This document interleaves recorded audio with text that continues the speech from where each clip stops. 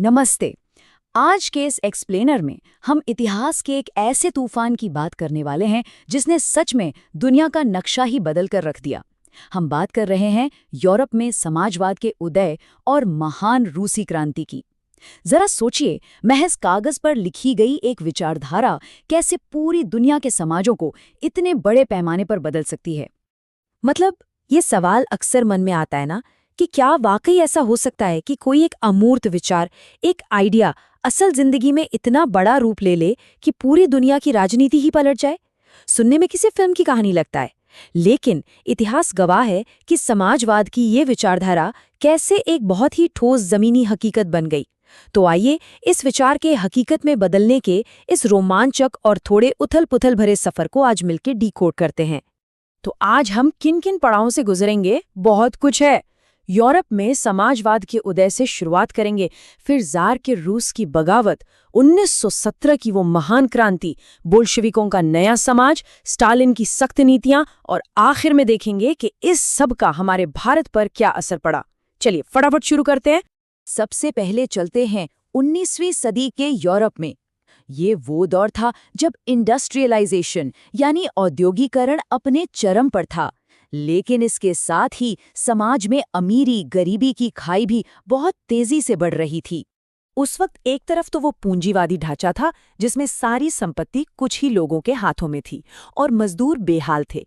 ऐसे में Karl Marx और फ्रेडरिक एंगल्स जैसे विचारकों ने कहा, भाई ये जो निजी संपत्ति का खेल है ना, यही सारी परेशानियों की जड़ है। उनका आइडिया एकदम साफ था, अगर मजदूरों को अपनी हालत सुधारनी है तो इस सिस्टम को उखाड़ फेंकना होगा।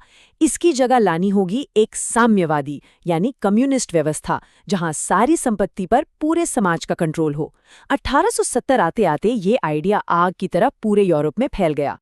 अब सोचिए, ये समाजवाद की चिंगारी जब रूस पहुंची तो क्या हुआ होगा? वहां तो हालात पहले से ही किसी ज्वालामुखी की तरह सुलग रहे थे। 1914 के आसपास रूस पर जार निकोलस द्वितीय का राज था। मजदूर बेहद परेशान थे और उनके पास कोई अधिकार नहीं थे। और ये गुस्सा कोई एक दिन का नहीं था। 1905 का वो खूनी रविवार तो याद ही होगा ना, जब बेचारे मजदूर अपनी मांगे लेकर जार के महल गए थे और उन पर अंधाधुंध गोलियां चला दी गईं। 100 से ज्यादा लोग मारे गए थे। इसी भयंकर देशव्यापी विरोध के दबाव में आकर जार को आखिरकार ड्यूमा यानी एक संसद बनाने की अनुमति देनी ही पड़ी थी। लेकिन वो शांति सिर्फ एक दिखावा थी। 1905 की वो चिंगारी 1914 में प्रथम विश्व युद्ध आते आते एक भयानक आग बन गई। युद्ध की तबाही, लाखों सैनिकों की मौत और खाने का अकाल। जनता भूख से बेहाल थी। फरवरी 1917 तक पेट्रोग्राद में ऐसा भयंकर विद्रोह भड़का कि सिर्फ कुछ ही हफ्तों में 300 साल पुराना रोमानोव राजतंत्र बिल्कुल ताश के पत्तों की तरह ढह गया और जार को अपनी गद्दी छोड़नी पड़ी। जार तो चला गया, लेकिन कहानी यहाँ खत्म नहीं होती।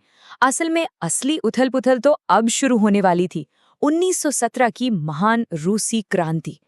जार के जाने के बाद जो नई सरकार बनी वो भी जनता की उम्मीदों पर खरी नहीं उतरी।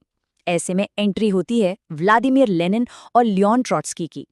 लेनिन के नेतृत्व में बोल्शेविक पार्टी ने सरकार के खिलाफ मजदूरों और सैनिकों को एक साथ लाना शुरू कर दिया। ये कोई आम विरोध प्रदर्शन नहीं था, बल्कि सत्ता पर पूरी तरह कब्जा करने की एक बहुत ही सोची समझी रणनीति थी। और फिर आया अक्टूबर 1917। विंटर पैलेस के बाहर क्रांतिकारियों का जन सैलाब उमड़ पड़ा। बोल्शेविकों ने एकदम सटीक सैन्य तख्ता पलट किया। सरकारी इमारतों पर कब्जा हो गया, मंत्रियों ने सरेंडर कर दिया और पलक छपकते ही दुनिया के सबसे बड़े साम्राज्यों में से एक की पूरी कमान बोल्शेविकों के हाथों में आ गई। इसे कहते हैं गेम चेंजर। सत्ता तो मिल गई, लेकिन अब आगे क्या? बोल्शेविकों ने जरा भी समय बर्बाद नहीं किया और अपने नए समाज के डिजाइन को तुरंत जमीन पर उतारना शुरू कर दिया। बदलाव इतनी तेजी से हुए कि कोई सोच भी नहीं सकता था। जो बैंक और बड़े बड़े कारखाने कल तक प्राइवेट थे, नवंबर 1917 में उनका रातों रात राष्ट्रीयकरण कर दिया गया। जमीन को सामाजिक संपत्ति बना दिया गया। इसका सीधा मतलब ये था कि किसानों को खुली छूट मिल गई कि वे सामंतों की जमीनों पर कब्जा कर लें। पुराने सारे विशेषाधिकार खत्म और रूस बन गया एक पार्टी वाला देश, जहां बोल्शेविक पार्टी का नया नाम रखा गया रूसी कम्युनिस्ट पार्टी। और एक बहुत ही दिलचस्प बात बताऊं, ये बदलाव सिर्फ अर्थव्यवस्था तक सीमित नहीं थे। 1918 में जब देश भयंकर गृह युद्ध के संकट से जूझ रहा था, तब भी उन्होंने बकायदा एक कपड़ों की डिजाइन प्रतियोगिता रखी। बिल्कुल सही सुना। और इसी से चुनी गई बुद्योनोफ का ये नई सोवियत मिलिट्री टोपी, ये सिर्फ एक टोपी नहीं थी, बल्कि पुराने दौर को पीछे छोड़कर एक बिल्कुल नए युग की शुरुआत का प्रतीक थी। लेकिन इस नए समाज को बनाने का सफर इतना आसान नहीं था। लेनिन के निधन के बाद जब जोसेफ स्टालिन के हाथों में कमान आई, तो समाजवाद का एक बहुत ही सख्त और अलग ही रूप सामने आया। स्टालिन के इस नए सिस्टम में दो शब्द बहुत अहम हैं, कुलाक और कोलखोज। कुलाक वो संपन्न किसान थे जिन्हें राज्य का दुश्मन मान लिया गया, और कोलखोज ये राज्य द्वारा कंट्रोल किए जाने वाले सामूहिक खेत थे। स्टालिन का फरमान था कि अब कोई अकेला खेती नहीं करेगा, सबको अपनी छोटी जमीनें मिलाकर इन कोलखोज में एक साथ काम करना होगा। स्टालिन की 5 वर्षीय योजनाओं ने एक अजीब विरोधाभास पैदा कर दिया। एक तरफ तो भारी उद्योगों में जबरदस्त विकास हुआ, नए शहर बस गए, कोयले और स्टील का प्रोडक्शन आसमान छूने लगा। लेकिन दूसरी तरफ 1929 से खेती पर जो ये सामूहिकरण थोपा गया था ना, उसने ग्रामीण इलाकों में भयानक तबाही मचा दी। इस सामूहिकीकरण की इंसानी कीमत रोंगटे खड़े कर देने वाली थी। किसानों ने अपनी जमीनें छीनने का इतना कड़ा विरोध किया कि गुस्से में अपने ही जानवरों को मारना शुरू कर दिया। देखते ही देखते मवेशियों की संख्या 1/3 कम हो गई। जो भी विरोध करता उसे बहुत सख्त सजाएं दी जाती, देश निकाला दे दिया जाता। और इन सब के बीच रूस को इतिहास के सबसे भयानक अकालों में से एक का सामना करना पड़ा, जिसमें लाखों बेगुनाह लोगों की जान चली गई। खैर, इतनी भारी उथल-पुथल और त्रासदियों के बाद भी एक बात तो तय थी। इस रूसी क्रांति की गूंज सिर्फ रूस की सीमाओं तक सीमित नहीं रही, पूरी दुनिया ने इसे महसूस किया। बोल्शेविकों ने 1919 में कॉमिंटर्न नाम की एक अंतर्राष्ट्रीय संस्था बनाई। मकसद क्या था? दुनिया भर में इस नई विचारधारा को फैलाना। और इसका बहुत बड़ा असर उन देशों पर पड़ा जो उपनिवेशवाद की बेड़ियों में जकड़े हुए थे। उन्हें आज़ादी की लड़ाई के लिए एक नया रास्ता मिल गया। 1920 के दशक तक तो भारत समेत कई देशों में कम्युनिस्ट पार्टियां बनने लगी थीं। हमारे भारत पर भी इसका बहुत गहरा असर पड़ा। 1930 में जब महान विचारक रविंद्रनाथ टैगोर ने मॉस्को का दौरा किया, तो उन्होंने एक बहुत ही गहरी बात कही।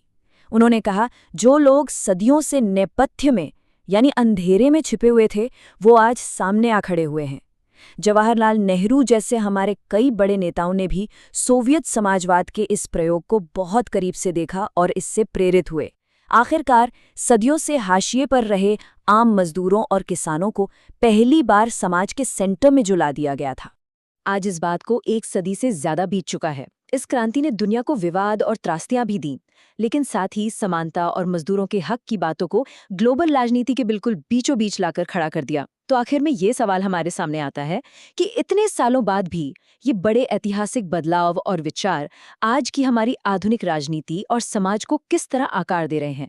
जरा सोचिएगा इस बारे में। इस एक्सप्लेनर में हमारे साथ जुड़ने के लिए बहुत बहुत शुक्रिया।